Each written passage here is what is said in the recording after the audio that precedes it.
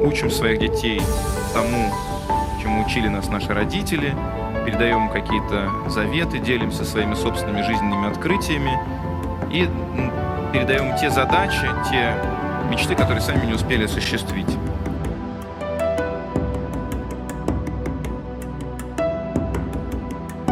Поразительно.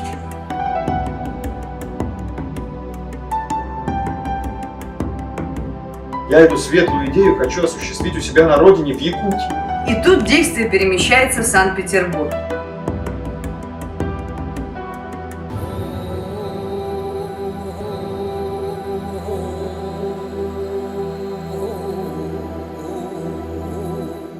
Меня зовут Владислав Левочкин, и я люблю литературу так же, как любите ее вы.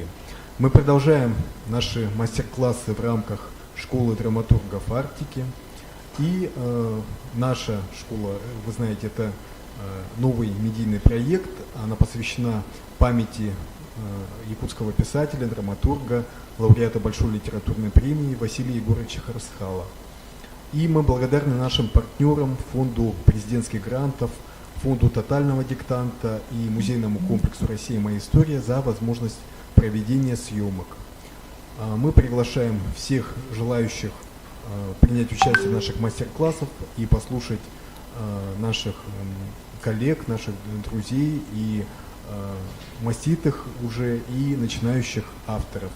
И сегодня у нас в гостях наш земляк, только что приехавший из Москвы, наш писатель, драматург, журналист, поэт, лауреат многих литературных премий Союза писателей России Владимир Николаевич Федоров. Традиционно мы начинаем нашу встречу с погружения в текст нашего автора. И сейчас мы засмотрим читку, которая состоялась на ледоколе «Красин», который стоит на приколе на реке Нева, в исполнении артистов петербургских театров в постановке Ксении Никитиной. Вашему вниманию отрывок из пьесы «Созвездие Марии».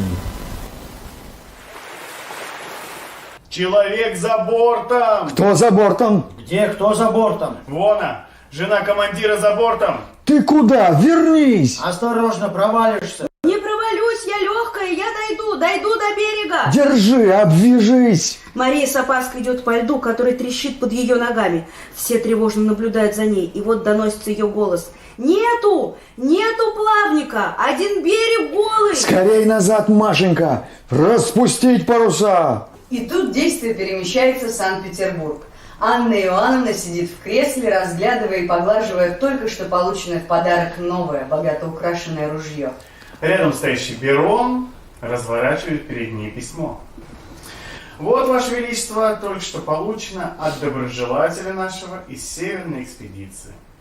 И во льдах сих по неумению своему и гордыне прошлым летом бесславно сгинул от цинготной болезни командир отряда Лассиниус. И прошлым же летом, пройдя малую часть пути и испугавшись льдов, повелел командир Ленского отряда Прончищев зазимовать на реке Оленек, где и поныне, как нам ведомо, обретается. А командир их Беринг, неумением своим и нерадением, всю экспедицию во льдах и снегах северных и погубит. Ой, все про льды, да про льды ихние. Утомил.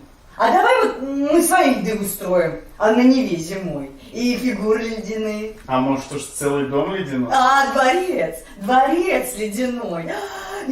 И устроим в нем женитьбу потешно шута Балакирева на шутихе Калмычки. О, отменно задумано, Ваше Величество. И чтоб шествие с факелом и с иллюминацией, и чтоб кровать ледяная, и чтоб посуда ледяная, и чтоб со всей России шутов собрать в гости, и чтоб в конце фейерверк. Прекрасные мысли, Ваше Величество.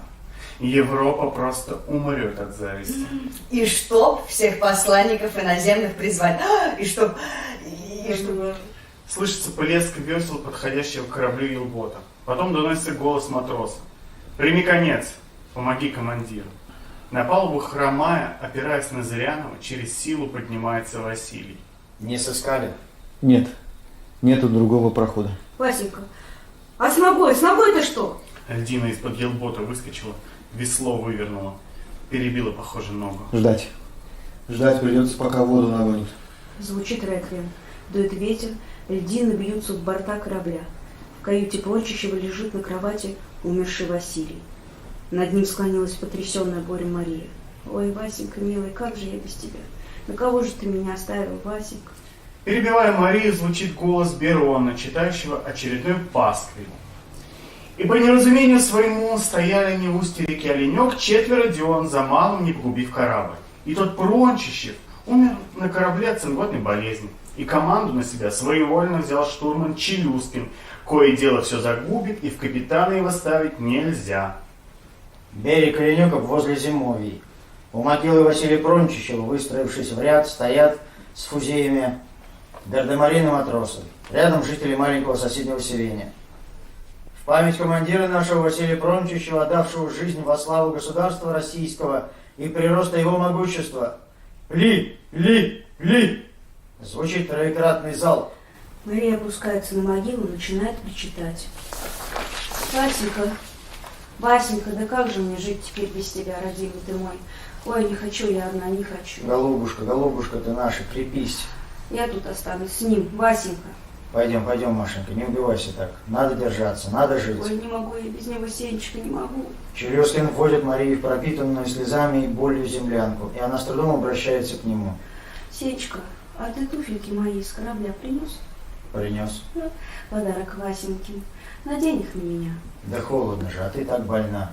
Не надо сейчас, голубушка. Сила уходит, Сенечка. Исполни мое желание последнее. Я хочу к нему. Красивый хочу, как тогда. Челюскин надевает Марии туфельки, и она уходит куда-то на небеса вслед за Василием. А Семен Челюскин идет к их общей могиле, чтобы сказать самые сокровенные слова. Спите спокойно. Пусть сия земля студеная будет вам пухом. Василий, прости меня, Василий, но теперь уже можно. Василий, я любил жену твою. Мария, ты слышишь? Мария, я любил тебя, более всего на свете любил. И не будет мне радости без тебя нигде и ни в кои годы. Но я клянусь вам обоим, что дойду. Из последних сил доползу до мыса самого северного, что сгубил вас. И нареку мыс сей именем твоим, Мария, Машенька, клянусь. Ночная заснеженная тундра. Вверху горят созвездия Большой и Малый Медведиц. Светит полярная звезда. В полной тишине слышится леденящий душу волчий вой. В темноте вспыхивают зеленые огоньки волчьих глаз. Вспышка огня, грохот выстрела, визг раненого зверя. У маленького тусклого костерка едва различимо сидят Челюскин, Зырянов и Зверев. Идти надо. Андрей, твой черед бревно нести. Исполним долг наш перед Петром Великим и перед императрицей Анной Иоанновной. Начинает звучать веселая музыка. Из питерских далей возникает расцвеченный огнями ледяной дворец, наполненный шутами и царедворцами, справляющими свадьбу шута Балакирева. Шуты кривляются и дурачатся как могут. Придворные стараются от них не отставать, чтобы не вызвать гнева царицы. Вспыхивает фейерверк, стреляет шампанское. Всеобщее веселье плещется через край. Счастливая Анна Иоанновна хлопает в ладоши, стоя рядом с Бероном. И вновь далекая заснеженная тундра. Изможденные путники тяжело поднимаются. Челюскин берет на плечо треногу с квадрантным. Зырянов бревно, которое нужно для знака репера на мысу. Зверев тянет мерную цепь. Челюскин снова идет впереди, за ним тащит цепь Зверев, поддерживая Зырянова с завязанными глазами. Матросы постепенно отстают от Челюскина. Он останавливается, ставит столб в сугроб, берет мерную цепь, покачивается, но упрямо идет вперед, утягивая цепь за собой. И вдруг резко ускоряет шаг. Сначала шепчет что-то про себя, а потом начинает говорить все громче и громче. Неужели берег Енисея поворачивает? Не может быть.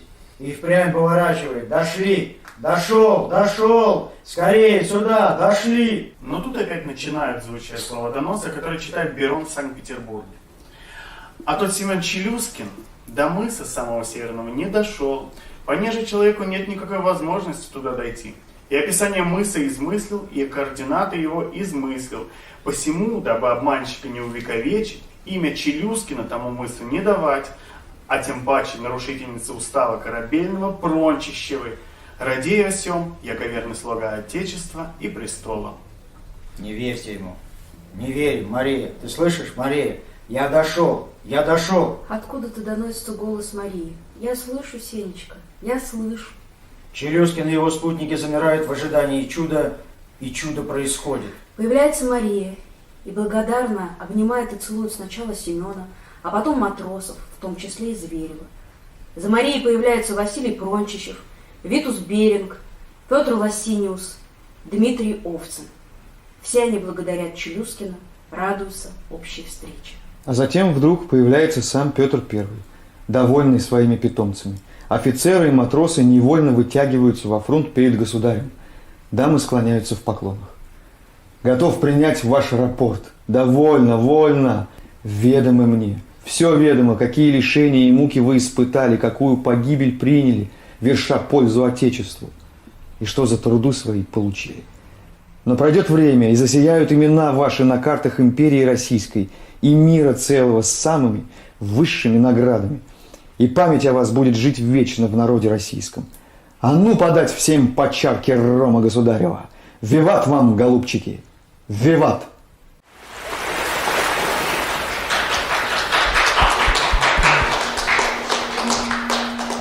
Владимир Николаевич, как вам? Это уже получается 4-е воплощение, да, пьесы, я посчитал. 4-е, если музыкальный радиоспектакль считать, да, то как бы кино, пьеса и вот читка, да? Ну, для меня, я бы сказал, что вообще эта пьеса, она как-то прошла через всю мою жизнь и продолжает по ней идти. Вот. Я впервые когда-то написал, даже, наверное, 5 воплощений. 5. Да, написал поэму. Когда был еще молодым поэтом, написал поэму. Это уже почти 40 лет назад, да, да, получается? Да, это было 40 лет назад. Вот, даже больше 40. И часть этой поэмы напечатали в газете «Наша молодежь Якутия». Ну, напечатали. Я, конечно, был очень доволен. Вот. А потом вдруг раздается телефонный звонок на моей работе. А я там работал еще рядовым репортером. И мне звонит главный режиссер Русского драматического театра Валерий Яковлевич Келли-Пели. Был такой режиссер. И говорит: зайди-ка ко мне, я с тобой хочу поговорить. Ну, я пошел, прихожу, и он говорит: ну, поэма это хорошо, поэт ты хорошо, а ты вот возьми да попробуй напиши для театра пьесу. Вот. Я говорю: ну хорошо, давайте попробую. Вот. Ну и написал, как мог, да. А в то время, конечно, я кроме пьес, которые мы по школьной программе изучали, я и других пьес-то не читал, потому что я был геолог по образованию.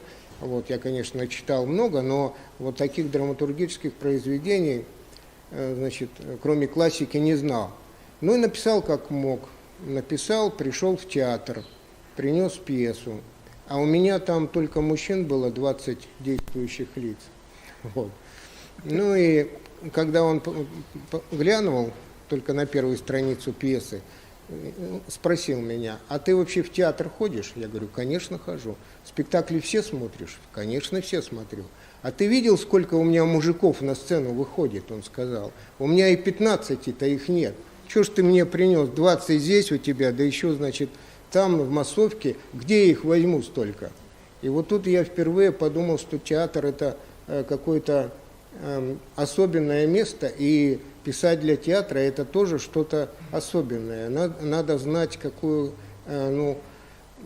механизм, надо понимать, что это такое. И, значит, даже думать и о том, сколько вообще актеров в театре. Да? Потом я уже стал узнавать, что вообще там, в античные времена, скажем, иногда весь спектакль играли 2 актера, да?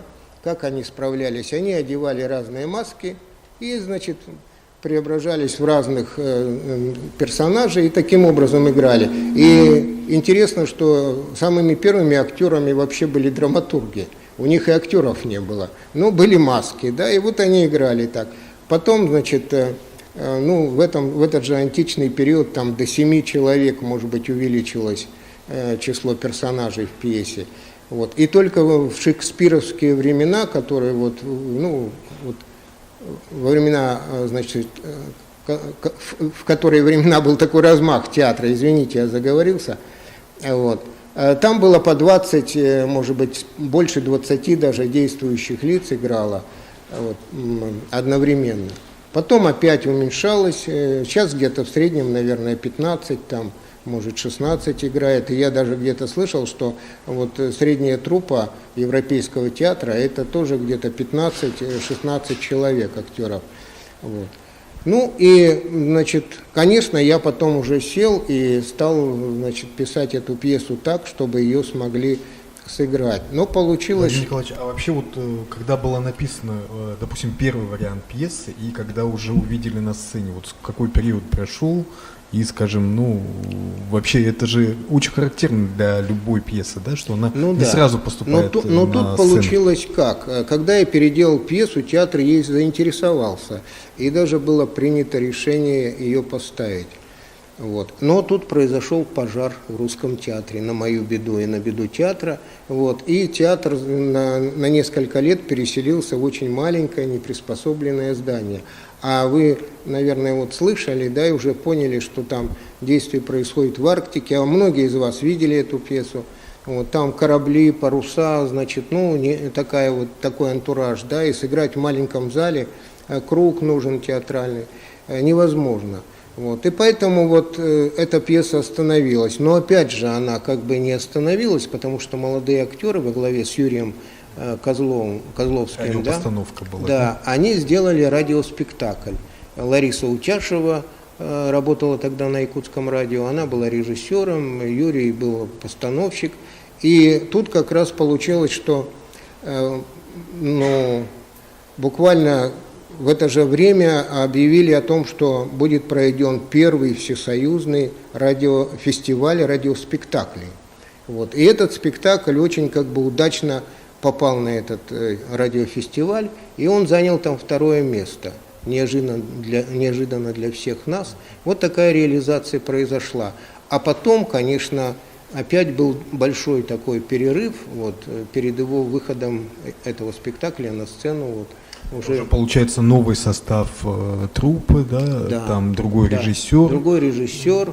Андрей Савич поставил. Андрей Савич, да. Вот. И вот еще я тут сразу уже, наверное, скажу о том, что важно, чтобы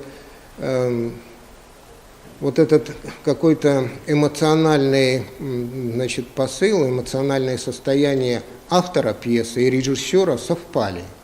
Потому что в первый раз, когда Андрей Савич посмотрел эту пьесу, она как-то его не затронула, да, особо. Тем более, что пьеса историческая, да, и так в Русском театре еще и не было опыта постановки исторических пьес, и в Саха-театре тогда тоже еще не было вот этой волны всех этих пьес. Вот. И, значит, она ждала своего времени, да? Да, вот. Но получилось, что, конечно, это целая история, но я ее расскажу кратко, что когда я писал эту пьесу, я выстроил сюжет так, как я его выстроил. Вот. Как мне показалось, должно это было все происходить. Вот эту историю любви, я ее придумал, можно сказать, сам, да, гибель Василия вот, от причины, от травмы какой-то, да, вот. И то, что Мария умерла на его могиле через неделю. Почему это я все как бы восстановил, реконструировал по-своему? Потому что в журнале этого корабля была только одна единственная фраза: «Жена командира нашего умре такого-то числа». Все. Ни имени, ни фамилии, ничего не было. Вот. И многим исследователям, ученым, краеведам, это дало основание говорить о том, что вообще Марии Прончищевой не было в Якутске здесь. Она сюда не приезжала. Вот. Она, может, и жила там где-то в Санкт-Петербурге, в Москве. Потом оказалось, что это и не Мария. Да. Но тогда никто не знал. А то, что Мария, это уже на всех картах мира было. Это отдельная история. Было записано, что Мария Прончищева. Вот. Не было ее мальчика, да? Вот. А может быть, а жена, мало что там написано жена. Может быть, он в походе женился. Вот, на какой-то там, значит, девушке, которая ему встретилась, да, вот такие вот, поэтому мою поэму эту раскритиковали, что вот поэт, значит, да, со своими поэтическими вымыслами напридумывал. Вот. Да. И так и в справочниках было того времени записано, и было записано, что они оба умерли от цинги, что мне опять очень, как поэту с моей романтической натурой, не нравилось. А потом почему? 50 человек экипаж, да, и вдруг командир и жена умирают от цинги, больше никто не умирает. Они что, меньше всех ели, там витаминов их меньше всех доставалось, или почему? Вот. Тем более, что Василий был опытный такой моряк. Ну, в общем, я за эту свою теорию как-то держался. И вот в 2000 году вдруг археологи и, значит, известный такой путешественник, президент клуба путешествий Дмитрий Шпаров, да, клуба путешествий, они решили провести археологические раскопки вот, на захоронение этих Прончичевых и определить, лежат все-таки они там или не лежат. А могила старая в селении Усть-Оленек у нас, так она вот эти там 260 лет и находилась. Да? Сруб уже развалили, кресты полуупавшие, новые кресты в память им поставленные. В общем, они вскрыли эту могилу. Когда они вскрыли, они позвонили Михаилу Ефимовичу Николаеву, который был президент в тот момент, и пригласили его приехать туда на финальную стадию раскопок. А Михаил Ефимович знал, как ни странно почему-то, что я написал вот эту поэму там, да. Он вообще многое очень знал в сфере культуры, я думаю, больше всех из наших президентов. Вот. И он позвонил прямо мне в редакцию, рядовому журналисту, и говорит: собирайся, через час полетим в Усть-Оленек, там же твои Прончичевы, он говорит. Ну, я, конечно, сразу побежал, схватил фотоаппарат, все. Вот. И когда мы оказались там, и вот эти археологи, вот, и, значит, историки, криминалисты, которые там были, очень серьезные люди, они, значит, ну, осмотрев вот эти останки, которые там лежали в могиле, действительно рядом лежали останки мужчины и женщины. И действительно у женщины на ногах были туфли, красивые туфли из софьяна, которые в Якутии никаким образом, как на ногах аристократки, оказаться в те времена, конечно, не могли. Вот. Ну и они определили по вот этим останкам их, значит, что они европейцы оба, да, они вот из европейской части России, вот. И никаких следов цинги у них нет. У Марии вообще никаких следов болезни не обнаружили. А у Василия обнаружили сломанную ногу. И вот они решили, что у него смерть произошла из-за, ну, эмболии жировой. Бывает, когда открытый перелом, значит, костный мозг попадает в кровь, тромб, и вот, то есть он от этого умер. То есть получилось, что я со своей такой поэтической глупой фантазией оказался почти на 100% угадал реальную эту версию. Я это еще почему рассказываю? Потому что вот когда человек пишет любое произведение писателя, особенно если он пишет для театра, то он, конечно, должен очень ярко и явственно представлять своих героев. Он их должен видеть, он должен видеть, как они передвигаются, как они говорят.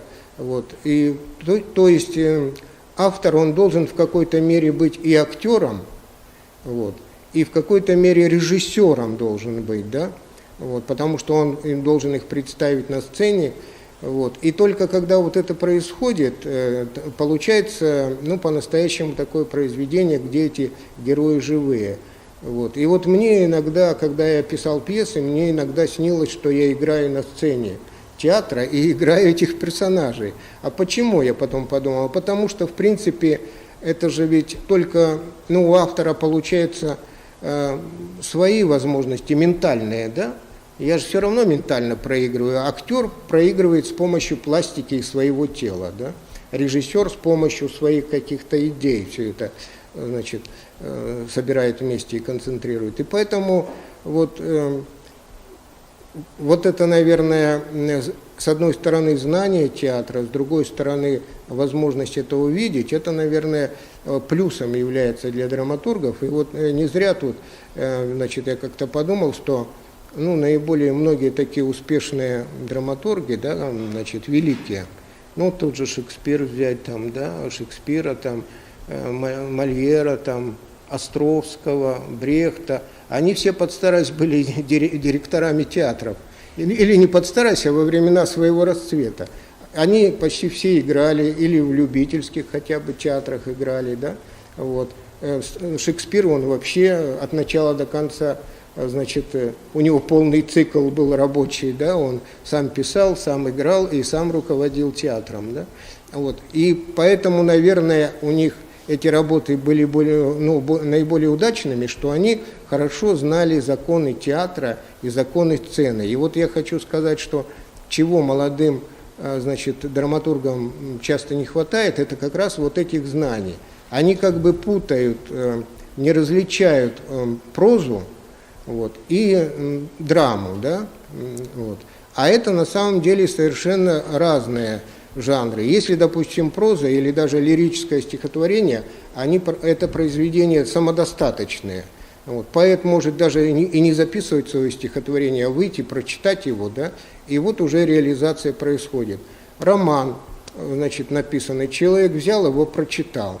Вот. А чтобы, значит, появился спектакль, нужен целый такой процесс. И получается, что вот драматургия, она стоит как искусство, или как, даже ее трудно назвать именно литературным жанром, потому что с одной стороны у нее стоит литература, с другой стороны стоит театр.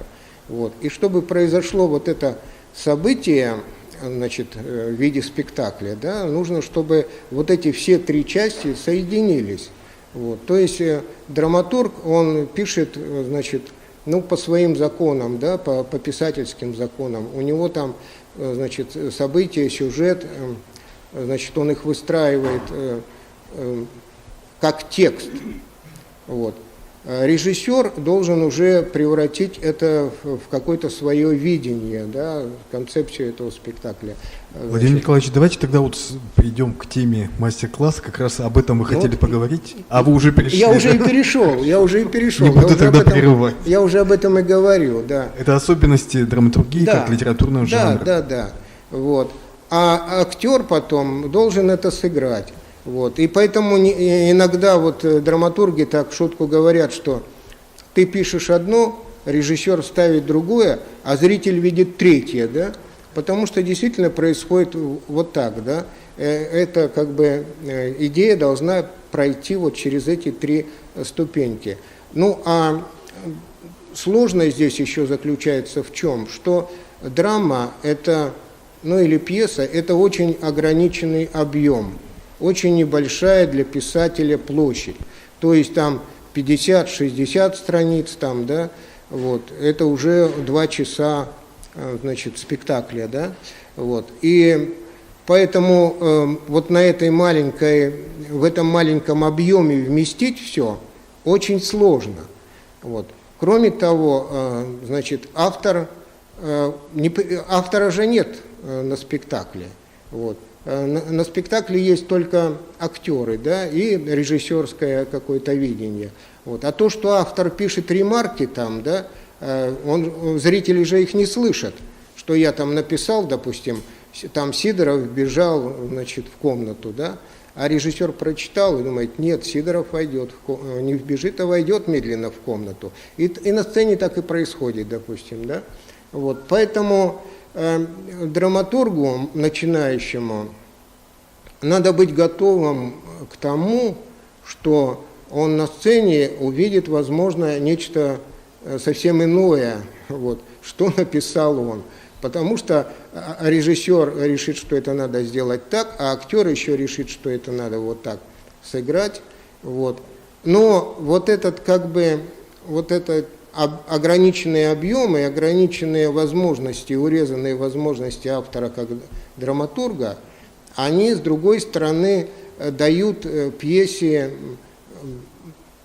большие, довольно широкие возможности. Я вот помню, что это, наверное, классический такой пример, что Лев Толстой всю жизнь не любил Шекспира, даже ненавидел его. Он говорил, что его вообще, это все банальщина, это примитив там, да.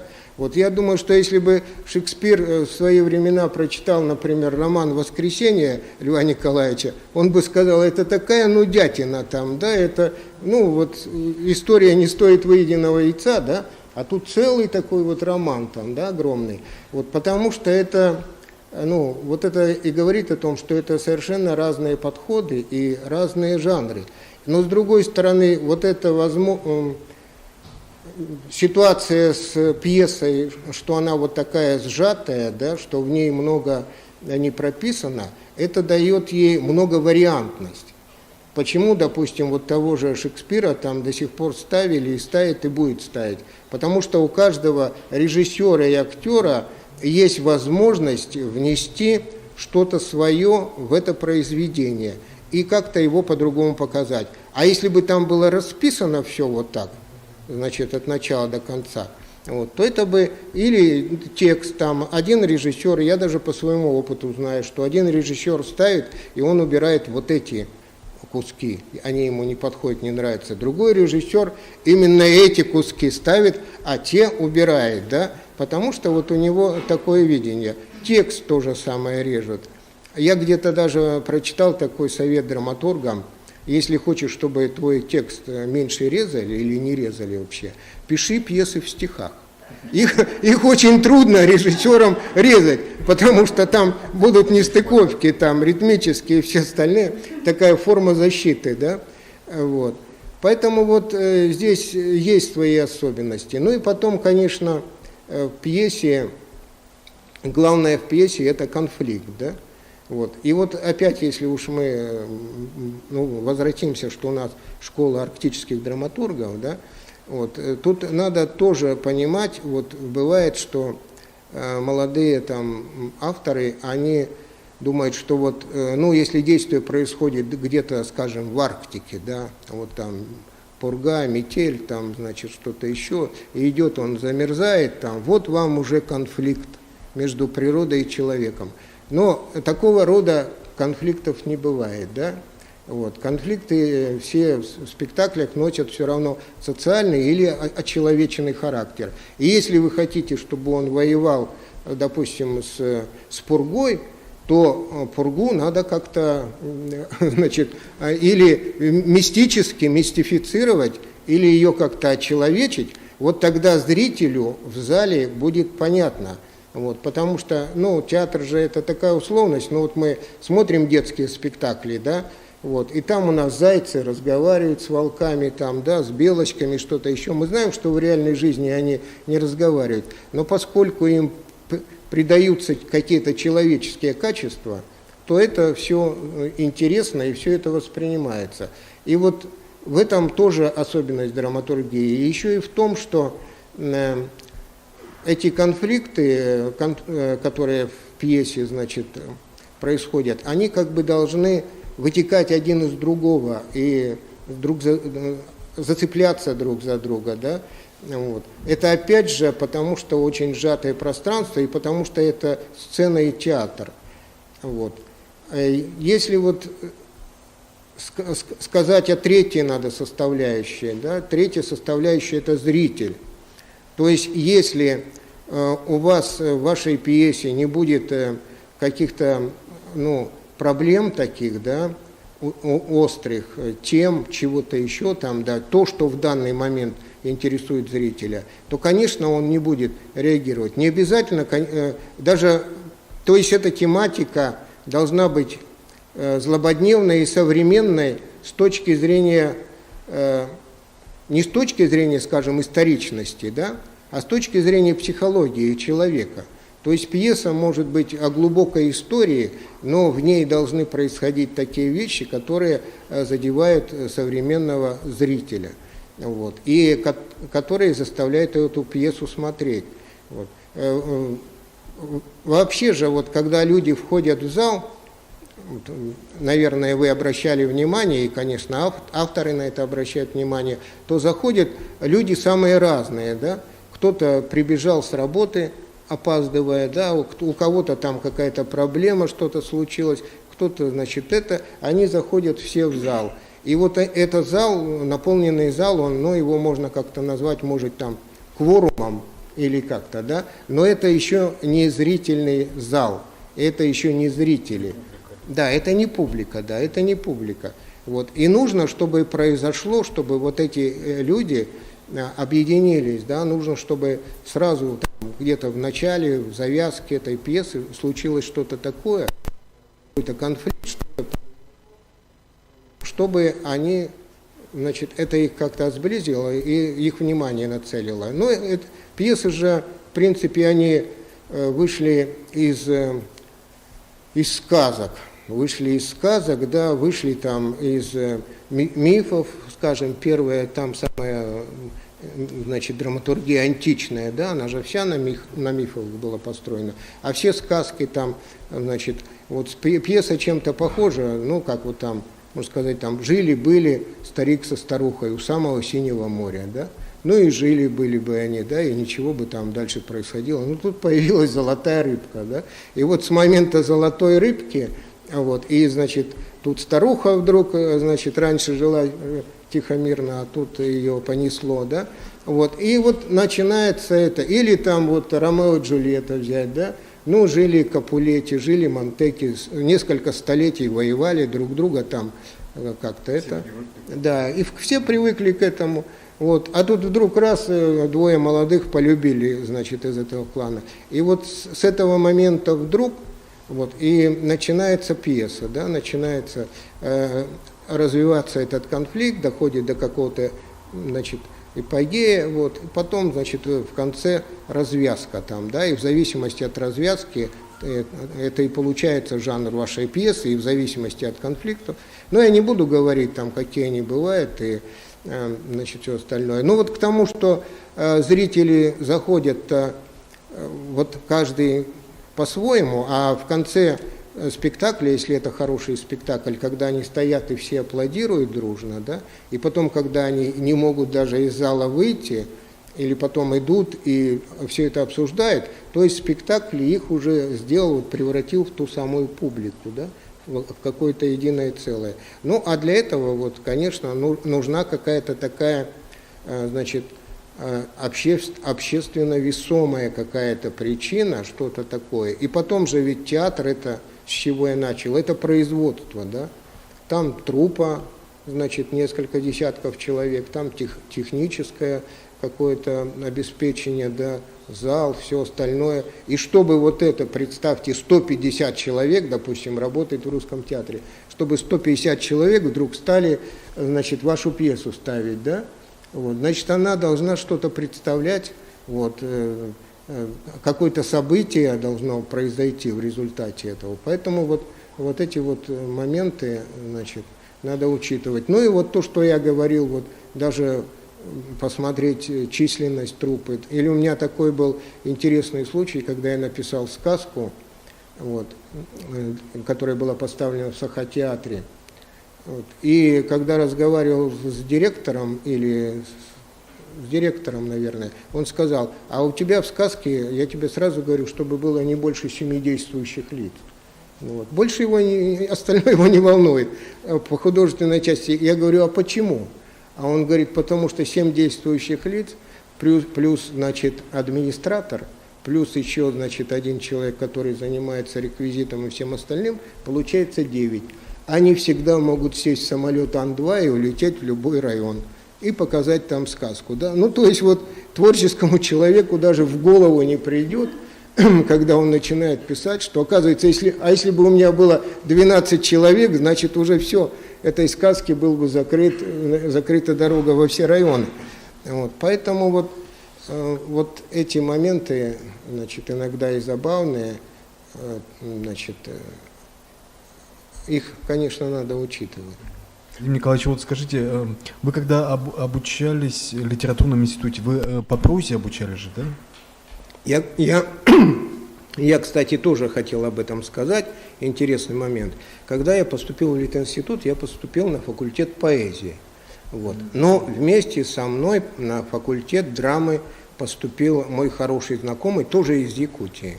Вот. Там вообще редко бывало такое, что 2 человека в один год прошли творческий конкурс и поступили. Но было так. Вот. И мы, поэты, занимались своим, они своим. Он 5 лет занимался драматургией, учил. У них на курсе было 10 человек. Вот. На 5-м курсе они защитились все, написали по пьесе, наверное, по хорошей. Вот. Но за 5 лет учебы ни один из них не был поставлен ни в одном театре, да? А меня поставили, да? Поэтому я посмеялся, говорю, вы там драматурги-теоретики, вот, наверное, они все хорошо. Может, потом кто-то из них прорвался и где-то себя обозначил. А поэтому... обучение, саму программу отличались, да? Конечно, они именно учились драматургии. И я вот подумал, чего мне тогда не хватало. Если бы я там поучился, я бы, наверное, очень многих каких-то ошибок своих не сделал, не повторил. Но мне повезло, что в те времена как бы хорошо работали с молодыми писателями. И вот едва этот радиоспектакль прозвучал, вот, я получил приглашение на всесоюзный семинар молодых драматургов в Юрмалу. Вот. И там руководителем был такой знаменитый драматург Арбузов, было еще несколько таких очень известных мэтров. И я приехал со своей созвездием Марии туда, которую чуть-чуть переделал для театра или радиоспектакля. Ну, отдал начитку, они прочитали, потом там спрашивают, кто Федоров, я Федоров, встал. Вот. Ну, он сразу видно, что человек, вы, как говорится, не без способностей, но в драматургии ничего не понимаете. Понимаете? Ну, слава богу, семинар длился 15 дней. И за 15 дней, конечно, вот эти мэтры, они там многому нас научили. Я какие-то вещи, может, стал чуть больше понимать. И там же за 15 дней я написал пьесу, которую перед самым концом фестиваля, значит, сунул мэтрам, они прочитали, ну вот, другое дело. Теперь ты хоть что-то знаешь.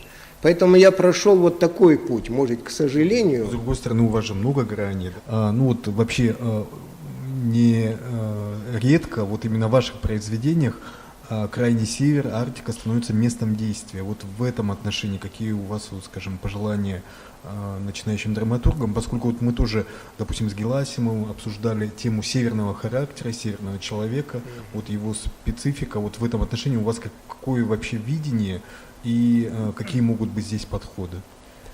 Ну, наверное, даже можно сказать, что все мои пьесы, действие их происходит или на Крайнем Севере, или в Арктике, да? Так сложилось, потому что я здесь живу, здесь жил и работал. Вот. Потом по первой профессии я геолог, и в молодости мне повезло, что я вот на самом побережье моря Лаптевых какое-то время работал. Там, где как раз потом появились мои герои Прончичевы, литературные, да? Вот. И, конечно, прежде всего, надо знать, о чем ты пишешь. И если, значит, человек занимается этой темой Арктики, хочет написать, а в принципе эта тема очень благодатная. Там огромное количество героев. Почему, может быть, вот меня сразу зацепили так Прончичевы, да? Потому что когда я прочитал, узнал о них первый раз, вот как где-то небольшую статью прочитал, я просто не мог пройти мимо этой истории, да, и вот я тогда как поэт сочинил эту поэму там, да. Вот и таких имен очень много. Очень много именно, поскольку все это происходило в таких сложных условиях, то очень много драматических ситуаций, именно которые вот просятся в драму, на сцену, да. Вот.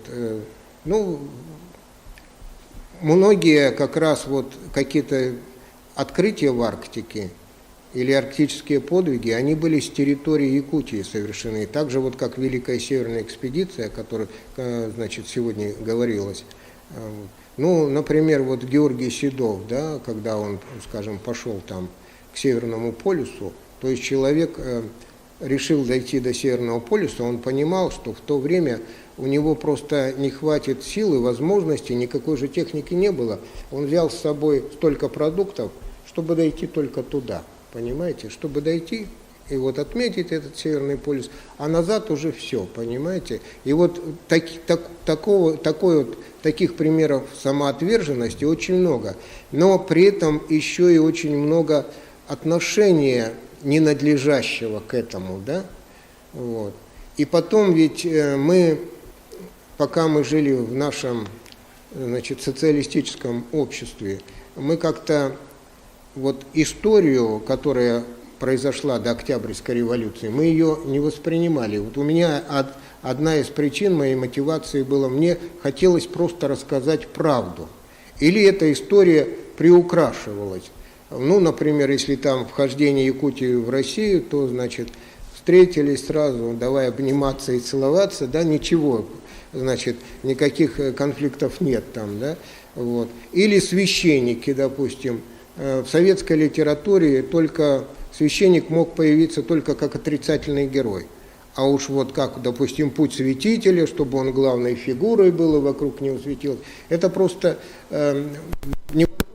И, конечно, когда я вот об этом узнавал, то мне хотелось просто восстановить какую-то справедливость человеческую. И благо, что вот этот материал, он позволяет. Но надо, конечно, знать. Надо знать детали так, чтобы какие-то не писать, значит, вещи.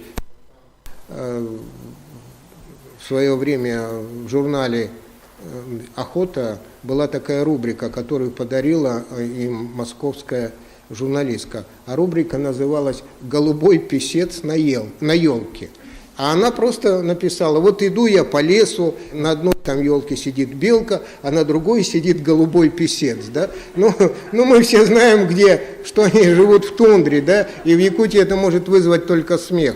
Или там какой-то фильм, который начинается с соловьиной трели, да? Фильм о Новосибирске, о Сибири. Герой выходит на крыльцо, и там громко поет соловей. Но соловьев в Сибири вообще никогда не было. То есть вот так... Ну... Слышал Новосибирск. Да? Да. Ну, наверное, появились после этого фильма. Да, наверное, соловьи не могли не прилететь. Там бабушка живет. Да, потому что тогда весь Новосибирск смеялся в те времена. Ну, сейчас-то у нас климат теплеет, возможно, скоро и в Якутии соловьи появятся, особенно если почаще о них писать. Вот. Ну, я к тому, что надо знать, о чем ты пишешь, потому что история Арктики, она не такая уж популярная. Вот она сейчас становится более открытой, более известной. Вот ты сказал о том, что, значит, Мария оказалась Татьяной, да? Действительно, вот эта моя героиня до 1989 года весь мир ее знал как Марию Прончищеву. А в 1989 году, значит, один студент МГУ, историк будущий, в архиве нашел документ, из которого выяснилось, что ее звали Татьяна, и в девичестве она была Кондорева, да? Вот. А на всех картах мира Мария. А почему опять Мария? Потому что первый человек, который в честь нее назвал мыс, он написал М. Прончищевой. Он имел в виду мыс. А потом, когда карту перерисовывали, другой догадливый картограф решил, что, М кто может быть? Мария. И он написал Мария Прончищева, бухта Марии Прончищевой, значит, мыс Марии Прончищевой. И на всех картах мира... Сила опечатки, да? Да, да. А потом, кстати, пытались исправить, когда узнали, что она Татьяна. Ну ладно, мы еще на своих российских картах исправим. А что, все глобусы мира будут переделывать, да? Это так же, как история с Америкой. Вот. Открыл Колумб, но Америка Веспуччи в свое время хорошо прозвучал как-то, и континент стал Америкой, да?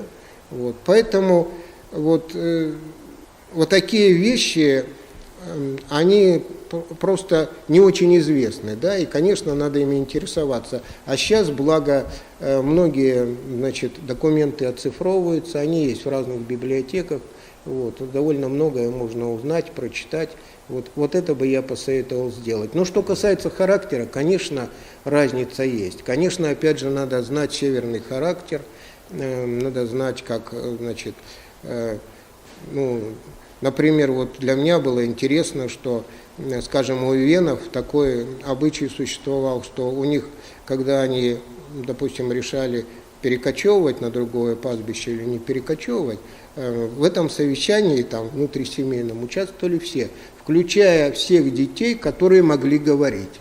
Если он уже умел разговаривать, он мог сказать: нет, лучше туда не ехать, да? И никто ему не говорил: шел бы ты подальше, значит, там, да, со своими советами, или молчи там, вот. Нет, это все выслушивалось, вот. Другое дело, какое принималось решение, то есть это другая какая-то, и этика другая, северная, да. Северные люди, может быть, их сложнее, скажем, вывести из себя, вот, значит, но зато потом и сложнее помирить. Это я даже по себе знаю, вот, поскольку я тоже в какой-то степени продукт Якутии. Я, например, когда был, скажем, на Украине, мне было интересно, когда встречаются две соседки, да, у одной курица забежала в соседний двор, и они поднимают такой скандал, и я смотрю на них там и думаю: ну все, теперь они, наверное, 5 лет разговаривать не будут. После обеда я иду, смотрю, они сидят под своей грушей и пьют там наливочку, значит, и добродушно разговаривают. То есть я подумал, что на севере ссора такого характера, она бы имела очень долгие последствия и эхо, да. Вот. Ну и вообще там много у северного человека, много своих особенностей. Там, допустим, думать о других, там, обязательно там, это уже хрестоматийное, там, оставить в избушке какую-то еду, когда ты уходишь, оставить дрова там сухие в печке, что-то еще. Вот. Потому что на севере вообще самоценность человека намного больше. Даже хотя бы из-за того, что людей меньше, расстояние между ними больше, и отношение совершенно другое. Если, допустим, в старину там между Аласами там было 100 километров, и ты вот поссорился со своим соседом за 100 километров, да? Вот, а следующий живет за 200. И что ты будешь делать? Вот. Все равно, значит, ты хочешь, не хочешь, вы должны какие-то отношения поддерживать. Поэтому, конечно, есть. Вот. И даже я бы сказал, что вот в Центральной России многие принимают это как данность. Вот, что да, северяне особые люди, да, у них особый менталитет, у них там широта души, значит, гостеприимство, что-то еще. Вот. Ну, то есть, опять же, надо эти качества знать, чтобы писать, вот, чтобы не оказалось так, что ты сделал что-то не то. Хорошо, друзья, напоминаю о том, что у нас есть возможность задать вопросы автору, и в конце нашей записи, нашего мастер-класса мы подведем итоги конкурса среди читателей на самые лучшие вопросы. И сейчас у нас есть подключение, город Нерюнгри, театр кукол. Петр Туруханович, пожалуйста. Большой привет вам из Нерюнгри. Вот у меня вопрос такой по поводу детской драматургии. Потому что нынче у нас такая, в общем-то, такая сложная проблема появилась, такая опасная проблема, что очень мало хорошей детской драматургии. Вот как вы думаете, почему, от чего это происходит? Ну, я думаю, что для детей писать, наверное, еще сложнее, чем для взрослых, да? То есть надо быть самому ребенком. Мне кажется, что иногда бывает такая ошибка, что человек сам по себе такой взрослый писатель, вот, с таким взрослым видением, он думает: а вот напишу-ка я что-нибудь для детей, да? И начинает писать. Вроде как бы все приметы есть, а вот того самого, что привлекает детей, нету, да? То есть нужно, чтобы автор был сам в какой-то степени ребенком. Это особый дар. Вот. Ну, тем не менее, у нас в Якутии, мне кажется, есть такие авторы, которые пишут для детей. И вот здесь у нас сидит Анна Пшенникова, которая в последнее время, у нее несколько очень ярких, интересных работ было. Вот. Ну, она, кстати, ваша нерюнгринская. А вы знакомы, да? Я к тому, да, что... мы знакомы. Вот. Да. Вот. Так что не все так у нас безнадежно. Вот. Но я вот другим объяснить не смогу. И, может быть, писатели сейчас как раз потеряли вот эту детскость, да? Вообще наш мир, наверное, стал более таким рациональным, расчетливым. Вот. И молодая генерация, она такая более прагматичная. Я бы еще ответил по-другому. У нас на самом деле и здесь есть авторы, да, среди участников нашей медиашколы. Пожалуйста, обращайтесь, Петр Турханович, можем посоветовать кого-то. Нужно работать с авторами, и, в принципе, могут появиться новые драматические произведения, в том числе для детского зрителя. Да? Да, конечно. Спасибо. Владимир Николаевич, вот поступило несколько вопросов от участников конкурса, которые хотят получить ваш приз с вашим автографом. В основном они касаются фрагмента пьесы «Созвездие Марии». Вот 7 вопросов, я их зачитаю, и нам нужно будет на них ответить. Как долго шла подготовка к написанию исторического произведения «Созвездие Марии»? Мария Семенова из Нюрбы, пожалуйста. Ну, я уже рассказал фактически, я ответил на этот вопрос. Ну, вот сроки интересуют, видимо, хотят более точно. Сама пьеса написалась быстро, и поэма написалась быстро, но другое дело, что это был полуфабрикат, как я сказал, да, а потом мне пришлось уже эту пьесу доделывать и вот ждать того часа, когда она попала на сцену театра. А вообще вот этот путь был очень долгий. Не путь написания, а путь до сцены, то есть через поэму, через радиоспектакль. Вот. И в 12-м, если радиоспектакль был в 89-м году поставлен, то премьера пьесы в 12-м году состоялась только. Фактически, получается, 30 лет после написания поэмы, как первоисточник. Да, или 20 лет там, да. 20 лет после самой пьесы. Да, но вот я говорю, что тут должен совпасть импульс режиссера и автора. Вот. Почему я начал рассказывать об этих раскопках и немножко не дорассказал до конца. То есть я одну часть этой истории рассказал, но была вторая часть истории. У этой Марии на груди, у останков Марии был крестик такой медный. Вот. Я его тоже подержал на руке, там постоял, Потом эти туфельки, которые были, ученые забрали туфельки и крестик, да? Хотя мне, честно говоря, это не особо нравилось, но такие уж правила археологии. Вот. Там потом, провели церковную службу, литию, все как положено, крестики им положили, похоронили, закрыли, все уважительно, к этому отнеслись. Но туфельки и крестик,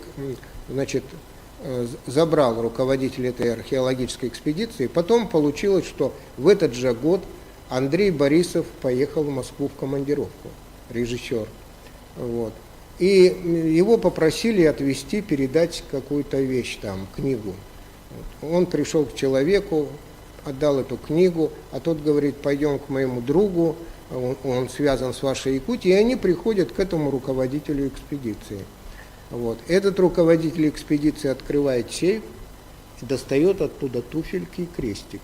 И вот когда Андрей Борисов положил себе на руку крестик и взял туфельки, какая-то молния прошибла его сверху до пяток. Да? И когда он возвратился в Якутск, он сразу сказал: все, ставим спектакль. Понимаете, вот тут получилось, что сошлись вот эти два импульса. И как будто сама судьба подтолкнула его, вывела туда. А если бы этого не произошло, я не знаю, как бы долго еще спектакль, эта пьеса ждала своего воплощения. А потом был уже фильм, получается, да. Всероссийский А также с фильмом произошло, что на премьеру, в Москву на премьеру этой пьесы «Созвездие Марии» пришел генеральный директор кинокомпании «Каро Продакшн». Вот. И он там, когда увидел эту пьесу, у него там слезы потекли, он весь растрогался, он сказал: все, снимаем фильм. Понимаете, вот так вот. Интересно, что вот я говорил о том, чтобы пьеса, для того, чтобы она стала событием, да, она должна быть, реализована в театре. Вот. А тут получилось, что произошла такая цепочка. И вот интересно, что я буквально перед ответом получил. Вот, когда фильм прошел по всей стране. Я не буду говорить о достоинствах и недостатках этого фильма, об этом много говорили, да, сравнивать его с пьесой. Вот. Но он сыграл свою роль в Калужской области, откуда родом вот эти мои герои Прончищевы. Значит, вдруг народ зашевелился, посмотрев этот фильм. Вот, 260 лет как бы особо об этом не вспоминали, да, а тут создали специальную комиссию на уровне губернатора и запустили 2-летний проект по увековечению памяти Прончищевой. Вот. И, значит, собирается там поставить им памятник в Калуге. Вот. Я как бы состыковал 2 директоров театра, калужского и нашего русского, и они договорились об обменных гастролях. И вот теперь калужане ждут, когда русский театр привезет туда им «Созвездие Марии» и покажет, да. Вот. А последнее звенышко, вот мне позавчера позвонили и сказали, что, значит, нашлись какие-то в Калуге меценаты, которые сделали часовню с мемориальными досками Прончищевым, Челюскину. Вот. И эту часовню уже увезли на Таймыр. Вот. И буквально вот в мае месяце, и вот как раз вот чем здесь заканчивается, где Челюскин дошел и кричит: я дошел, он дошел до самой северной точки. Вот на этой самой северной точке калужане поставят часовню. Раз. Во-вторых, они в этом году или на будущий год, если тут пандемия помешает, в Устье-Оленьке, там, где вот эта старая могила Прончищевых, они хотят сделать свой тоже памятник. Может быть, копию того, который будет в Калуге, и поставить там рядом. Это уже о том, вот как искусство меняет жизнь, да? Да, вот как это событие перерастает, и как оно растет, и всю жизнь меня сопровождает каким-то образом. Получается, вот стоит один раз, наверное, какую-то тему такую найти, вот, и, значит, даже не умело пусть поначалу ее как-то подать, а потом она может вот с тобой двигаться всю жизнь. И у нас сейчас будет подключение. Санкт-Петербург, автор нашего проекта и руководитель проекта Мила Кудряшова, пожалуйста. Добрый вечер, Якутск. Владимир, рада вас приветствовать в нашей школе. Последний раз мы с вами общались, тогда я была вашим номинантом на национальный бестселлер. Что у вас в планах большой литературный проект «Портал». Что изменилось с этого времени? Расскажите, пожалуйста, поподробнее. Год назад был создан этот журнал. Вот. И, можно сказать, что он за это время уже как-то стал известен, как-то себя зарекомендовал. Там довольно много авторов из самых разных стран, и России, и мира, и Севера, и из Арктики. В том числе даже есть у меня рубрики там, посвященные коренным малочисленным народам, их литературам, да, литературам Севера. Вот.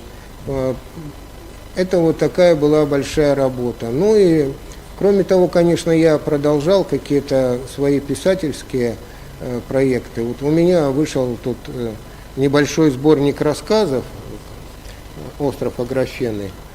Вот. Я продолжил писать эти рассказы. Какое-то количество рассказов написано. Я думаю, что через определенное время он выйдет. Есть 2 пьесы, которые пишутся. Вот. Есть еще много каких-то задумок. Есть продолжение романа «Сезон зверя», который я давным-давно обещаю написать, и все никак не могу его закончить. Вот. То есть есть какие-то проекты, может быть, непосредственной реализации вот в этом году и в прошлом не было, но очень много в работе. Я надеюсь, что скоро они как-то проявятся. Мила, есть еще вопросы?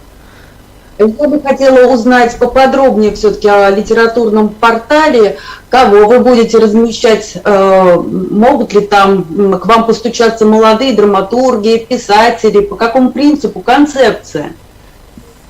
Конечно, могут. Как раз вот этот портал отличается от других, может потому, что я сам частично драматург, да. Первое, что я сделал, я там открыл рубрику, в которой можно печатать пьесы. Вообще пьесы, как вы знаете, издания даже и в том числе электронные публикуют очень неохотно. Вот, издатели вообще их не печатают, да? А тут вот я такую возможность предоставил. Вот. Во-вторых, для молодых авторов там специально есть рубрика «Молодые голоса», в которой, значит, публикуется как раз вот такое нынешнее подрастающее поколение писателей. Вот. Поэтому, пожалуйста, пожалуйста, единственное условие, единственный критерий, чтобы это было талантливое произведение. Вот я стараюсь этого придерживаться. Хорошо, спасибо вам огромное. Спасибо и вам. Владимир Николаевич, а вот вы как редактор, вы читываете все материалы, которые вам поступают на вот, электронный портал? Приходится, да? Приходится, да. Успеваете, там у вас же есть такая периодичность. Единственное, что я себе позволяю, это не отвечать на те материалы, которые явно по уровню не подходят к журналу. А так, конечно, я просматриваю, читаю все. И еще такой вот вопрос хотел тоже задать, Владимир Николаевич. Вот как вы представляете себе своего слушателя, читателя, зрителя? Потому что вот у вас, как у автора, который уже много произведений достаточно имеет, у вас уже сформированный зритель, который идет за вами, да? Вот ощущается, что они следят за вашим творчеством, всегда ждут премьеры, ждут новых произведений, новых книг. Вот как вы себе его представляете? Формируете ли вы этот образ? Или же просто вот творите вот, что у вас как бы есть на душе, вот то, что вы, скажем, ну, хотите самореализоваться как творческий человек? Ну, что касается читателя, я, конечно, вернее, зрителя театрального, я, конечно, его представляю. Я даже более того, я, наверное, за эти годы знаю многих зрителей, потому что, опять же, зрители меня знают, подходят в театре, значит, что-то говорят там, да, как-то комментируют то, что они увидели. Я думаю, что зритель моих спектаклей – это человек, которого, ну, помимо чисто театральных каких-то там моментов, да, интересует история и вообще интересует Якутия и Сибирь, да, потому что у меня тоже ведь изначальный толчок был, значит, к написанию этих пьес, это желание рассказать о том, что знаю я, и поделиться этими знаниями с теми, кто их не знает, но кто интересуется, да, вот. И я знаю, что кого-то чисто эстетически эти спектакли, значит, трогают, волнуют и нравятся им. Я знаю, например, таких людей в Якутске, которые по 4 раза смотрели «Созвездие Марии», и 3 раза смотрели «Два берега одной победы».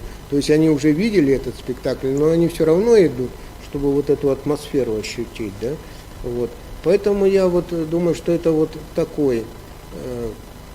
Ну, что касается стихов, то, как всегда, понятно, что большая часть аудитории – это женская. Все-таки женщины читают стихов больше по отзывам, по, значит… Театральный зритель тоже, наверное, да? Ну, театральный, больше наверное, женщины, тоже, да. Ну, наверное, просто женщины как-то они это тоньше чувствуют, и вот какие-то до них эти ощущения доходят как-то, я не знаю, воспринимают они их. Есть ли у вас такие зрители, по которым вы, ну, как бы сверяете, вот, правильно, неправильно, и, ну, обычно это тоже бывает, когда, ну, родные люди, да, которым ты, как, ну, творческий человек, пытаешься показать, да, хотя бы ознакомить перед тем, как… Есть, конечно, есть, и потом я иногда свои произведения показываю, ну, не пьесы, конечно, пьесы мало любителей читать пьесы, да, вот. А вот прозаические или стихотворные я иногда показываю людям, которые, ну, вообще как бы не имеют отношения к литературе. Это может быть самый главный камертон, да. Вот, понравиться какому-то ценителю литературы это несложно, да, хотя тоже у него есть свои критерии. Но когда вот простой человек читает и говорит, да, это да, вот. И как ни странно, я вот у многих писателей об этом читал, вот, что они показывают пьесу, первый раз свои произведения именно не специалистам в области литературы, да. Почему? Потому что если простой человек прочитал, если это его заинтересовало, вот, конечно, иногда бывает, что хочется показать именно специалисту. У меня, например, так было, когда я написал роман «Сезон зверя», Ну, те, кто его читал, знают, что там главные действующие лица медведи, да, медведи, люди там. И вот я специально отдал специалистам, значит, одному... Зоологам, да? Ну, да, биологам отдавал, которые занимались медведями и занимаются изучением медведей, и отдавал фотографу, лучший, который считается Игорь Шпилинок, лучший фотограф медведей именно у нас в стране.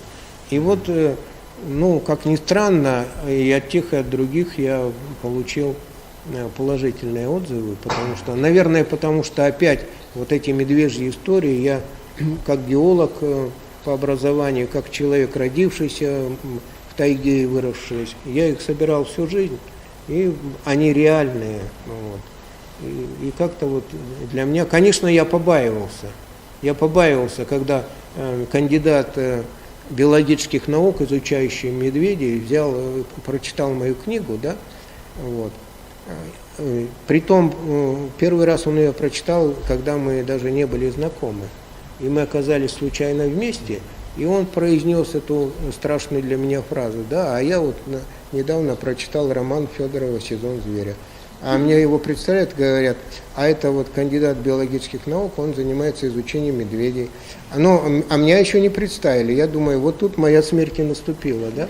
Сейчас он разнесет по этим. А он говорит, а знаете, я вот этот роман взял с собой на практику со студентами, когда мы поехали в тайгу, и каждый вечер читал им по одной главе. Он не зная меня это говорит. А тогда третий человек говорит, а ты знаешь, кому это рассказываешь? Что? Он говорит, кому? Тому человеку, который написал. Конечно, в этот момент я был готов от счастья подпрыгнуть. А потом, когда я уже написал более расширенный вариант этого романа, окончательно, я уже сознательно ему дал почитать его. Владимир Николаевич, ну вот всегда тоже, когда от зрителей идет какая-то ответная реакция, даже когда незнакомый человек подходит, это даже больше как-то трогает, да, тебя, когда просто подходят и хотят что-то поделиться о твоем произведении, какое впечатление произвело там, допустим. Был ли у вас такой опыт, когда, допустим, какая-то негативная реакция, какое-то несогласие было? Конечно, было такое? Конечно было. Но вот когда ты пишешь об истории, особенно пишешь пьесы, я сегодня говорил о том, что пьеса – это, к сожалению, вот такой мизерный объем, да? Это чуть побольше рассказа хорошего, вот. То, конечно, вложить в нее, я, наверное, бы тут часами мог, значит, о Великой Северной экспедиции рассказывать или о Прончичеву, но вложить в этот маленький объем пьесы это невозможно.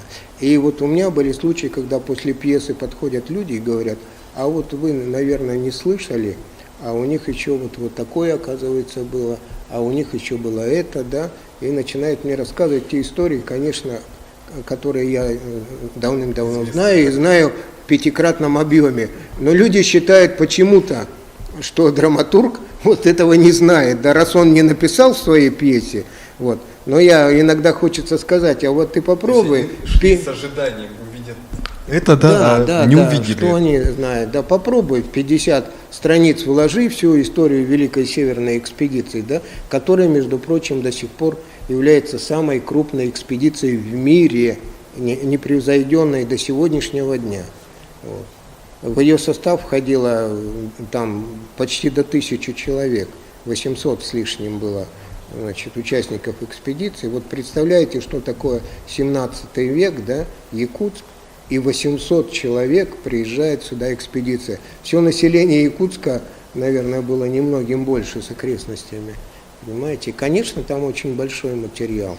Вот. Но поэтому очень часто у меня возникает такое желание после пьесы написать или повесть, или вообще хоть садись и пиши роман, чтобы всем людям этим рассказать и угодить, и сделать. Вместить то, что не вместилось, да? Да. И я знаю, что такие были. У нас, например, был Юрий Чертов такой, хороший прозаик, и он поначалу писал пьесы.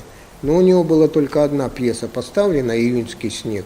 Вот. Остальные как-то не ставились. Он тогда взял и все их переписал в повести. Вот. И повести были изданы и читались с интересом. Владимир Николаевич, а у вас только исторический жанр, да, драматургии? В драматургии, ну, и что касается детей, допустим, у меня же детские есть сказки, они, конечно, более такие современные детские сказки. Вот, кстати, тоже интересный момент, что вроде я известен как драматург, как автор русского драматического театра, да, но когда я написал подряд, там 2 года подряд написал сказки для Дворца детства города Якутска, и в первые же эти каникулы новогодние, как мне сказали, 18 тысяч детей посмотрело, значит, сказку, да, я подумал о том, что у меня в Большом театре среди взрослых, наверное, за все время не накопилось такое количество детей, а вот, вернее, зрителей. А здесь вот так. И тут, конечно, эти современные, ну, есть у меня еще там одна непоставленная комедия, вот, тоже на современную тему написанная. Вот. Но мне просто как-то вот, наверное, как драматургу, вернее, как писателю, не как драматургу, а как писателю, хотелось вот как-то поднять вот эту нашу северную историю. Поэтому я пошел по такому пути. И это самый сложный, наверное, жанр, да, среди по драматургии. То есть нужно действительно соответствовать. Конечно, надо знать правде. еще и эту историю, потому что, например, если сесть и написать какую-то бытовую пьесу, да, конечно, там тоже надо проявить изобретательность, что-то еще, но там не надо за каждым словом лезть куда-то в источники, в архив, куда-то еще все это сверять. Конечно, вот, но мне почему-то вот это интереснее. Мне интереснее. И зрителям, да, интереснее. Владимир Николаевич, еще вот один хотел момент, ну вот, пожалуйста, подходите к микрофону. Еще один момент хотел для себя уточнить, да, у вас, поскольку именно, ну вот у вас такой есть опыт из наших гостей, вы всегда очень плотно сотрудничали с союзами писательскими. Здесь у нас в республике и, получается, возглавляли литературную газету, которую выпускал Союз писателей. Вот насколько вообще необходимо вступать в союзы в настоящее время? Вот как вы считаете, это необходимо творческим людям, тем более, может быть, молодым людям?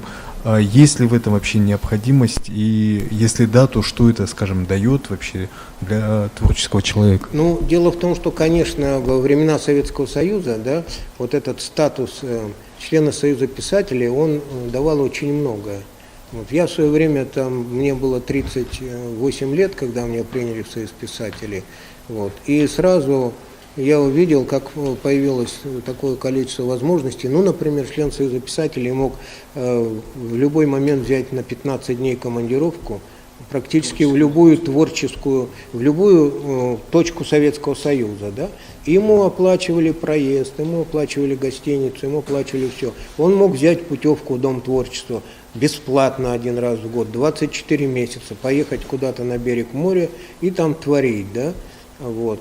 То есть этот статус действительно давал очень многое вот в плане поддержки писательского труда, защиты его, да. Кроме того, ведь профессиональный писатель, у него шел стаж, как будто он работал. То есть вот с момента принятия вас в Союз писателей СССР вы могли оставлять работу, и у вас пенсионный стаж, значит, копился, да.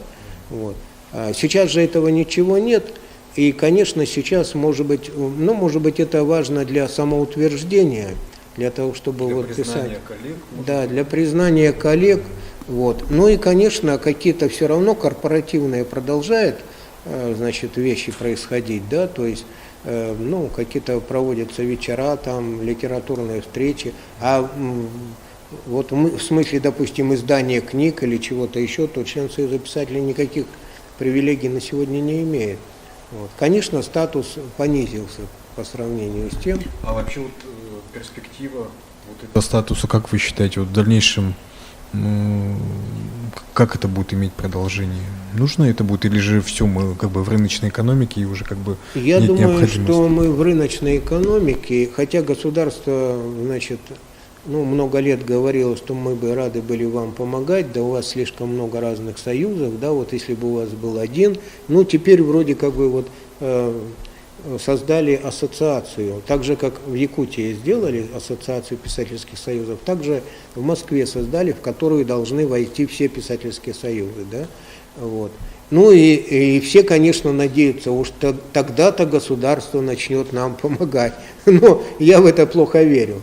Вот. К сожалению, мы сейчас живем во времена такого капитализма, не самого хорошего, да, вот, который только-только формируется, дикий или полудикий, может быть, уже не 90-е годы, конечно, но и поэтому писатели, к сожалению, все вот на выживание. Почему у нас сегодня мало молодых писателей? Вот.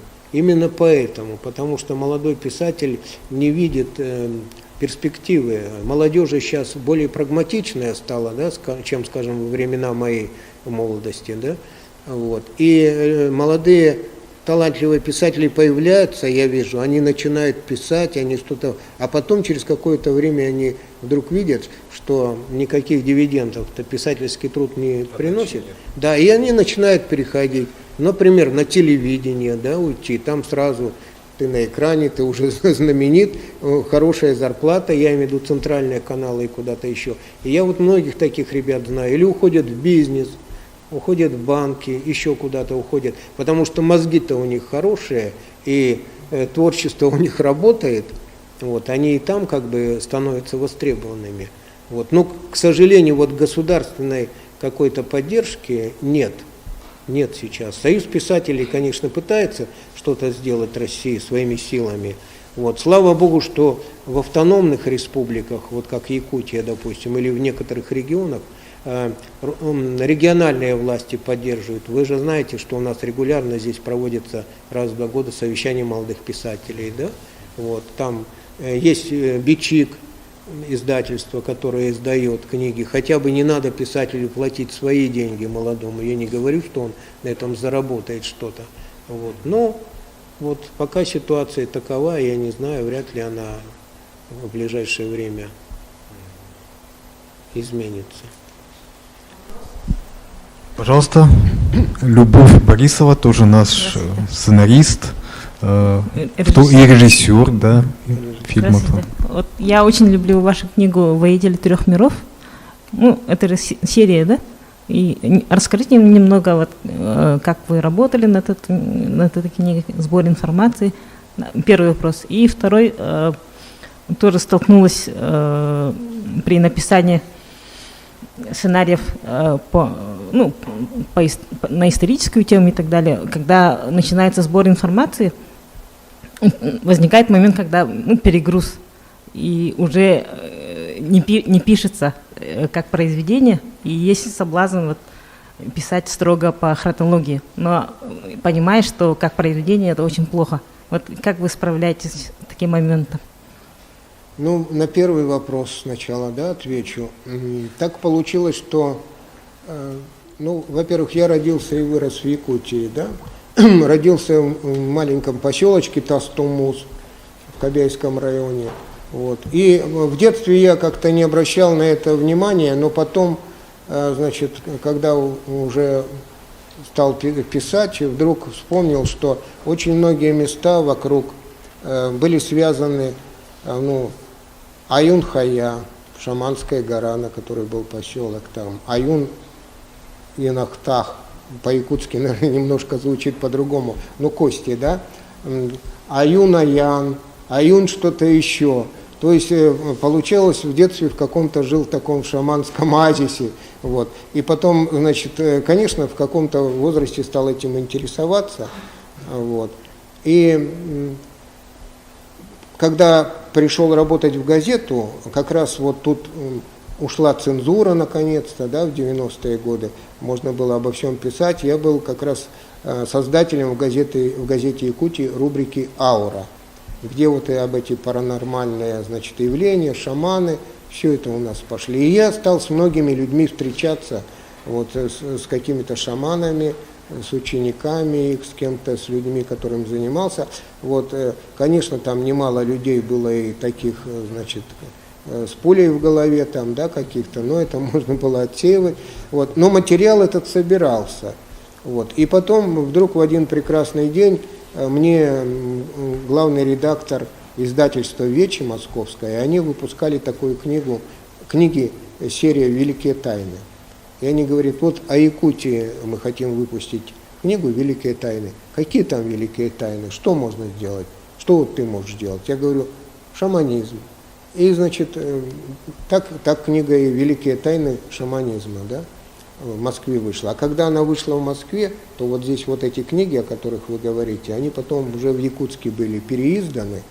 Вот. Это в начале 2000-х годов. Ну и, конечно, эта информация потом, как всегда бывает, вот как вы говорите, она начинает к тебе стекаться, да? Когда ты чем-то... Я много раз замечал, что когда интенсивно над какой-то темой работаешь, вдруг появляются люди, которые приходят к тебе, приносят какие-то книжки, рассказывают какие-то истории. Приезжаю в какой-то район, мне говорят, в село, мне говорят, а у нас вот тут в 20 километров шаманский самострел стоит, мы как раз завтра туда собрались, не хочешь поехать? Конечно, хочу. И вот произошло вот такое, что этот материал стал как-то собираться, и я, значит, сейчас, конечно, его еще больше стало, и по идее вот эти книги надо как бы дописать, вот, или уже другие материалы сделать, потому что бывало такое, что одна история, которая в книге, значит, обозначена, вдруг потом она получала продолжение. Вдруг я оказывался в том месте, о котором я написал, да, и там нечто такое происходило, что я задумывался даже, вот, я же в этой книге сделал там, да, то есть в одном месте я, история сплавлялся по реке, ночью сплавляемся, все, и потом мне говорят, раз там в одном месте с берега кричат, выходи на берег, значит, есть такой тут Федоров, да, ему срочно в Якутск вызывают, но я был редактором газеты уже, вот, у него завтра встреча с президентом, завтра утром самолет прилетит, вот, и вытаскивает меня именно на то место, где я написал историю, связанную с одним шаманом. Вот, когда мне произносят название этого села, я сразу вспоминаю, вот, значит, а история там была, что там, в общем, построили аэропорт почти по шаманской могиле. Это Кибергене поселок, вот.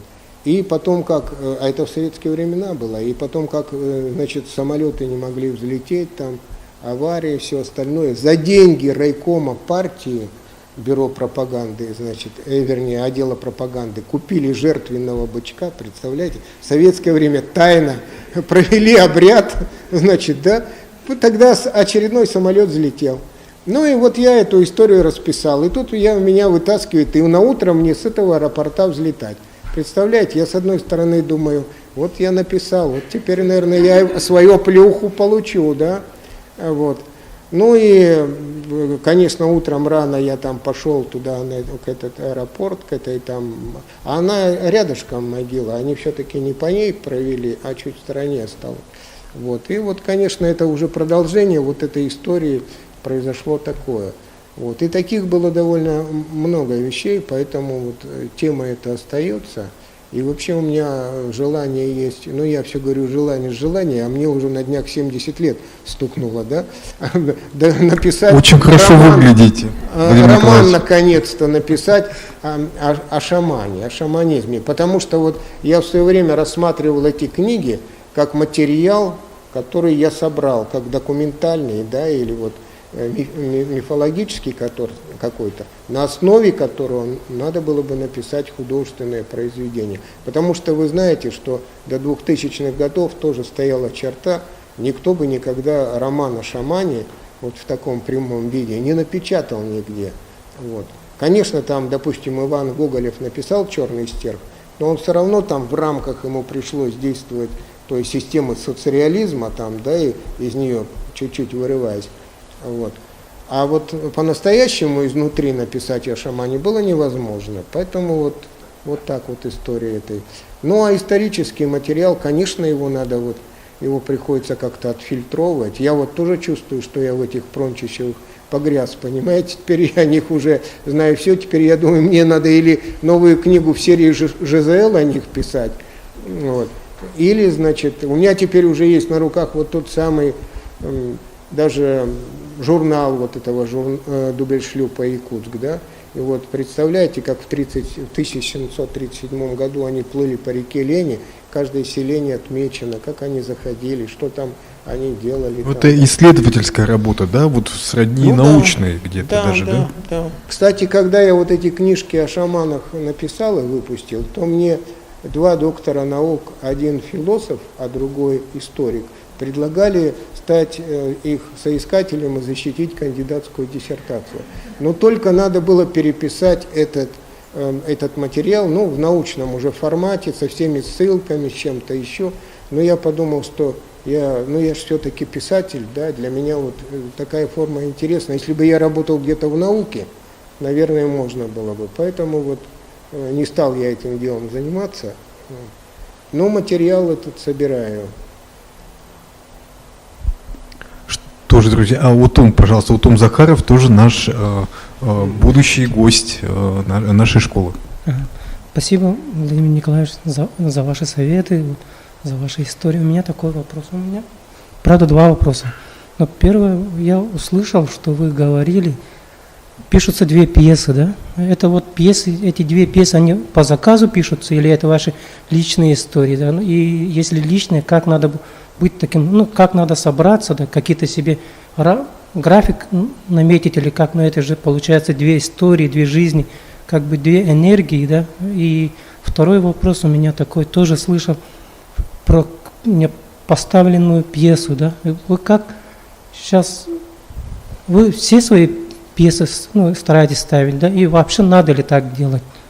Вот у меня такой вопрос, спасибо. Ну, я считаю, что, конечно, с конца начнем. Конечно, надо ставить пьесы, если есть такая возможность, да, потому что все-таки пьеса полностью получает свою реализацию, как мы говорили, да, только тогда, когда она выходит на сцене. А иначе она, вот кто-то ее прочитает, небольшое количество людей. Вот.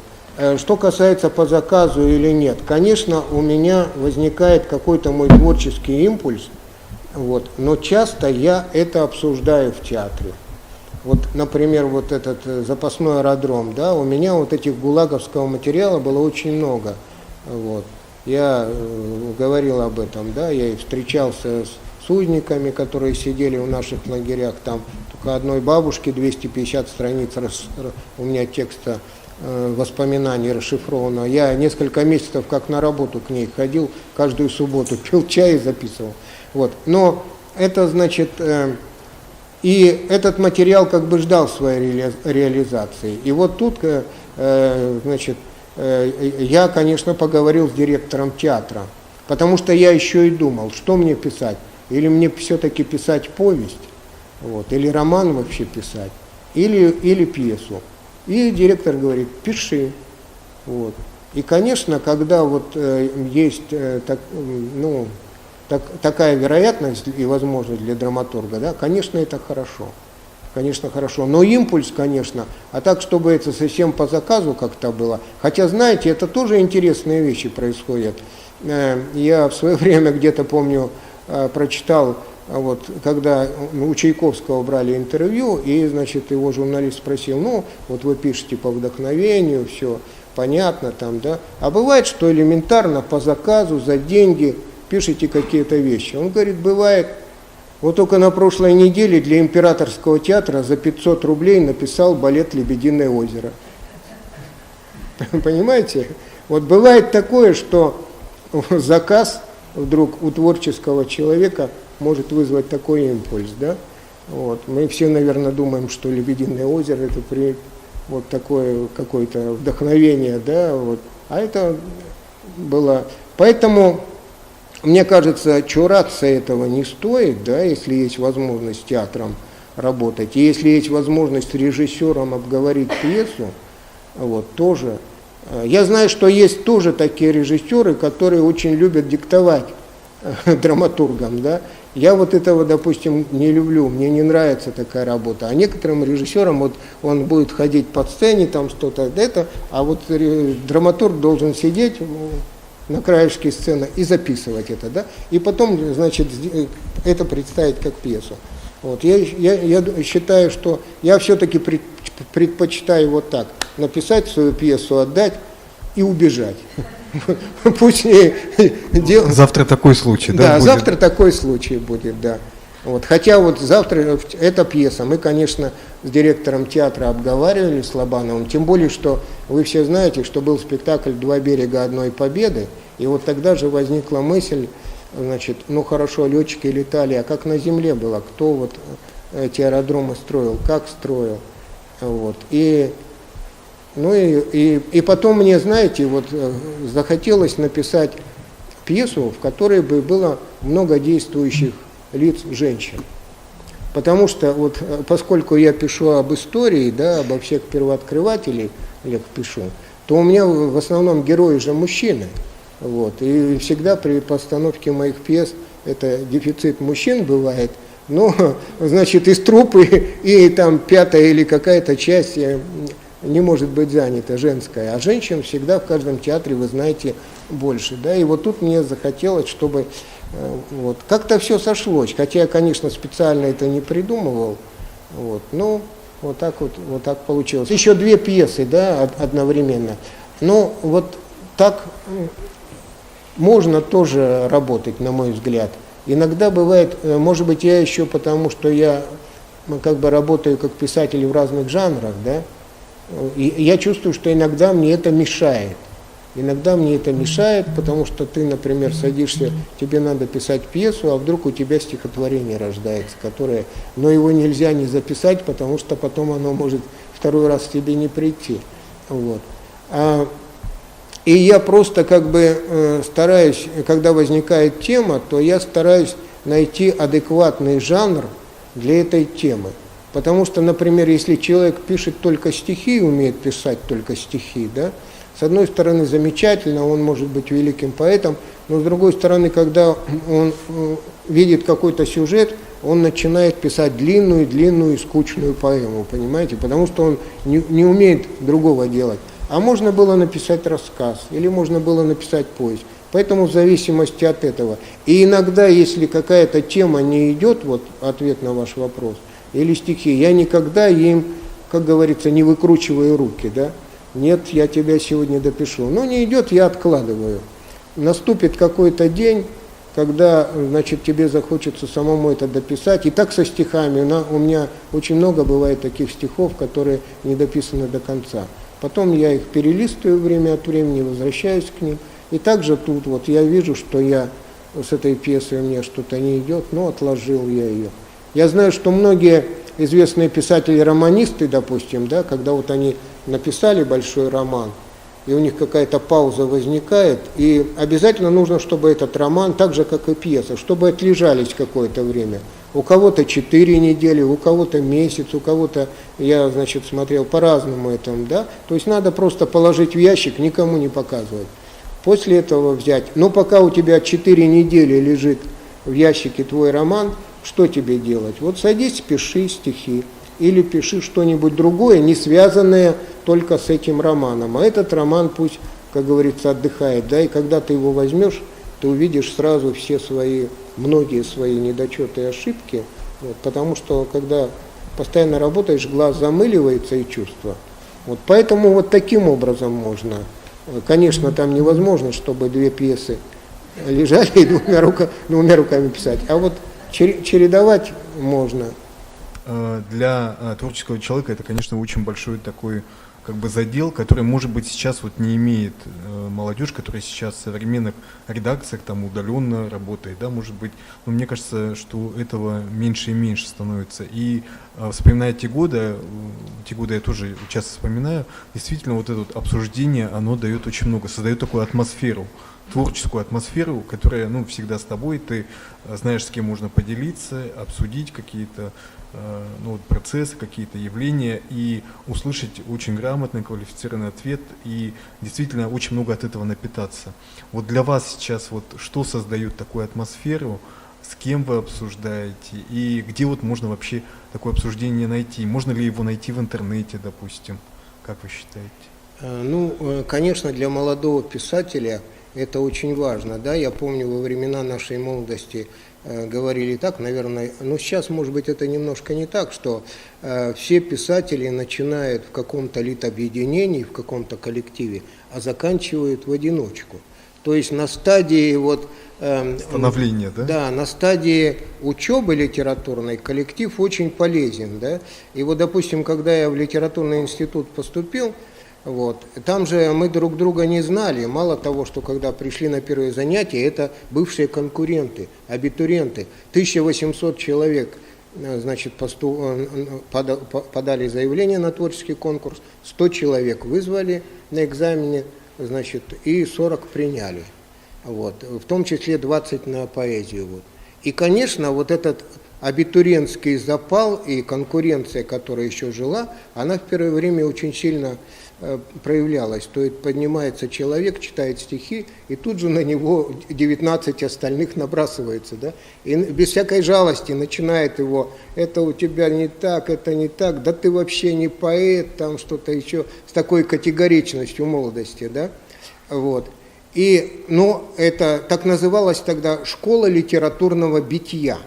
И эта школа литературного битья тоже была полезна. С одной стороны, у тебя шкура становилась толще, вот, с другой стороны, среди вот этих многих, значит, к тебе претензий или многой критики, были какие-то полезные зерна, которые ты, не соглашаясь сразу, потом понимал, воспринимал. Да?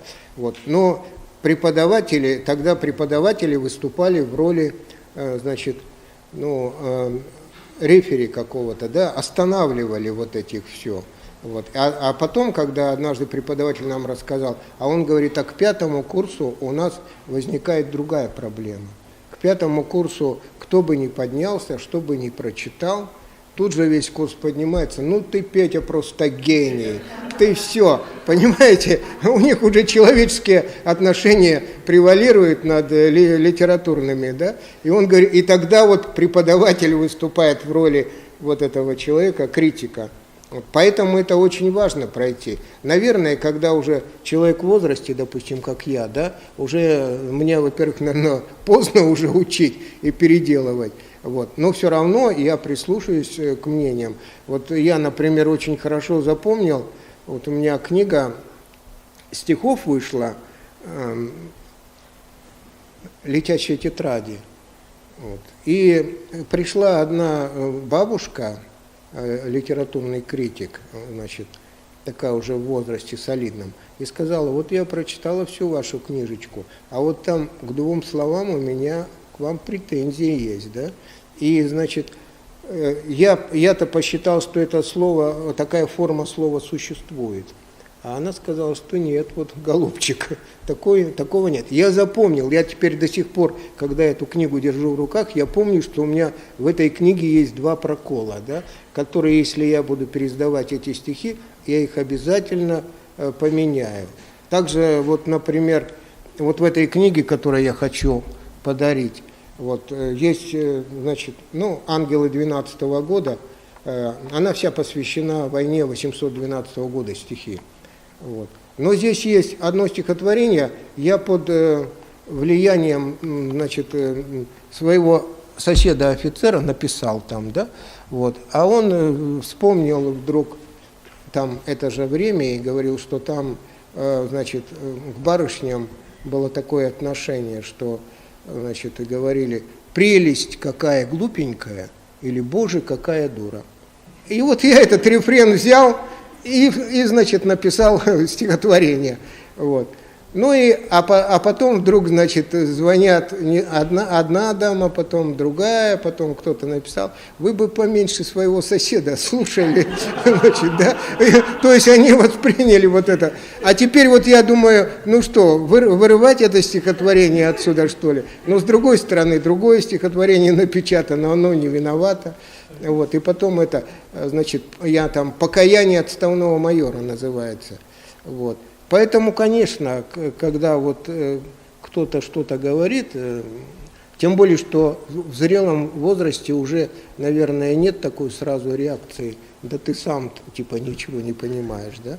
Вот. Я, конечно, стараюсь прислушиваться. Вот. И особенно, когда посторонние люди говорят. Вот. Это очень важно. И часто такие замечания точные бывают. Владимир Николаевич, ну вот нам нужно выбрать победителей нашего конкурса и распределить наши призы.